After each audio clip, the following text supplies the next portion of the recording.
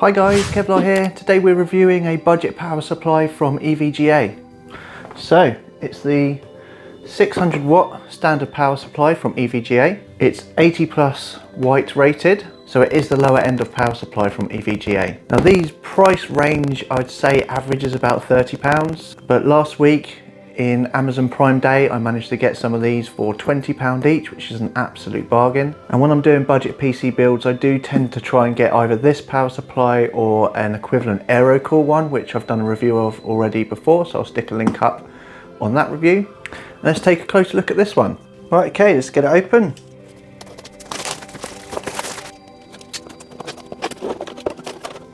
Right, okay, so we've got a manual here, so they do it in a 500, 600, 700 watt version. Like I say, this is the 600 watt, which was £20 on Amazon. Usually I'd say around £30 is the normal price for these. What do we have? So we've got a power cable. It's non-modular, so we've got all the cables here plugged directly into the power supply itself. And here's the power supply all wrapped up. And we'll see here connected in the box, we've got the screws for screwing it into your PC case. Put the box out the way, take it out of the packaging. Right, okay, taking a look at the power supply itself, it's got the standard 120mm fan, which they call an ultra quiet fan, which I agree it is. Never really hear any noise from the power supply, so it's decent. So on the back here, just a standard power switch and your connection for the power cable. On the side here we've got the sticker that's going to appear at the front. Now this is something I don't really like too much about this power supply, is that you get all this information on the front of the power supply. So if you've got a PC case where this part of the power supply is on show, then you get this rather ugly sticker. The AeroCool Cylon one that I quite like just has a fairly basic logo and a nice little blue stripe on it. It looks a bit neater and just a bit nicer really. Okay, cable wise, this is the part that I do like about these power supplies, is I find the cables are really nice quality. I really like these flat cables. I think they look so much nicer in the case than the ketchup and mustard ones that you often get. And they're good quality, nice and flexible, and good for cable management because they can go nice and flat at the back of the case. Again, when I'm doing budget PC builds, usually have a cheaper case so there's less cable management space, so these flat ones really come in handy.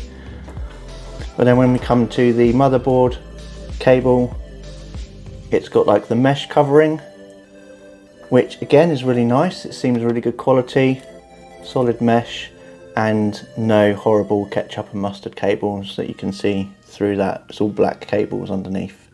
Right, what does it come with? So you've got your motherboard cable, you've got your CPU cable, so it's got the 8-pin CPU cable, nicely labelled so you know what it is. Then we've got 2 sets of SATA cables, so 6 SATA power connections in total. Then we've got some Molex, which often don't need nowadays.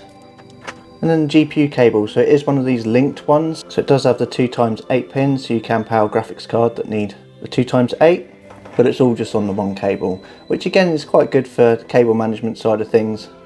And I have watched videos before testing the difference between using one of these which is linked or 2 separate cables. Does it really make a big difference? And the answer is no, it doesn't, so that's fine. Again, nicely labelled PCIe, so you know what it is. Now I think these are always the same on most power supplies, where obviously the separate 2-bit is separate if you need just a 6-pin, and it's got these tiny little notches there which helps you put it together when you're slotting it in as an 8-pin. Now what I don't like about this one is it also has that on the motherboard cable. I've never ever come across a motherboard nowadays that only needs 20 instead of 24 pins, and I find this is really quite fiddly trying to plug that into the motherboard without that coming loose or holding it in place. It's quite fiddly, so that I don't like about this power supply, which I don't have that issue with the AeroCool power supply that I also use for budget builds. Just Going back actually to this design here, so the fan design, I actually really like this. It's quite solid. I like the design there, nice little logo there. It looks nice. So if you have got it in show in the case, I think it's quite a good looking fan side. Obviously most of the time you'll have that at the bottom of the case facing down anyway. So really that's kind of it looking at the actual power supply itself. Obviously downsides are that it's not modular, not semi-modular, so you've got all the cables there. So, you know, bit of cable management issues sometimes when you're trying to hide all the cables that you don't need. But for a budget power supply, that's kind of what you expect. It's solid, it's heavy. Like I said, it's 80 plus white rated. So obviously that's the bottom scale of the 80 plus rating standard. But as it's 80 plus, I'm always happy to use these in a budget PC build. As long as I've got an 80 plus rating, I'm fairly happy when I'm doing a budget build. Now EVGA is obviously a more well-known brand, a more quality brand than Aerocool, which is why I do like to go for this one if it is at a reasonable price. So let's say if this is the same price as Aerocool, I'll go for this one just because it's EVGA. Now I do have an EVGA power supply, a gold rated one in my PC, and that did break once.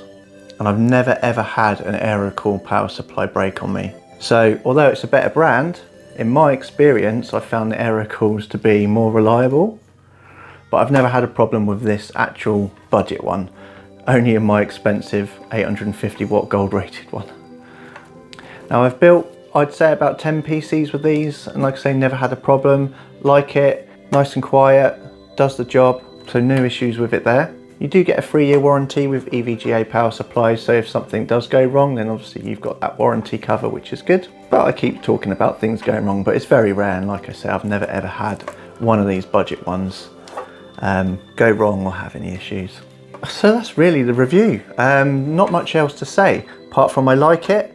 It's a decent budget power supply. I definitely recommend it for budget builds. But yeah, that's it. Hope you found that useful. Please do give us a like and subscribe if not already done so, and I'll catch you in the next video. Cheers.